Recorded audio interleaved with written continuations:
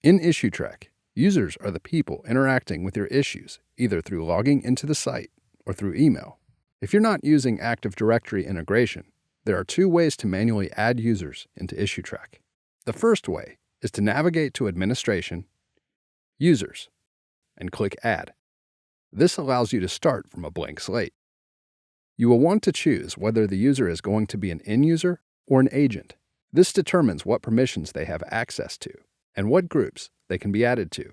From there, you can fill out the appropriate contact details.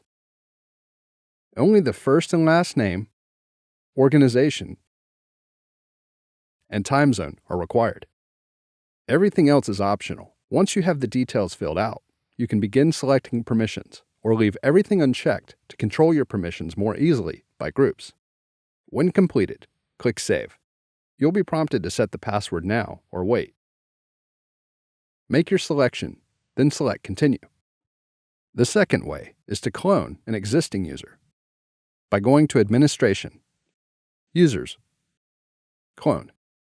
Input the user ID of the user you want to clone, then click the Clone button.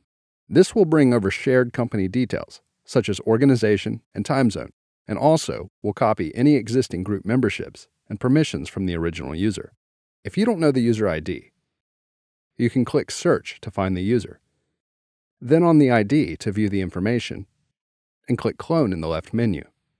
You will be taken to the User Add screen, where you can input or change any contact details or user permissions. Then click Save. That's adding users in Issuetrak.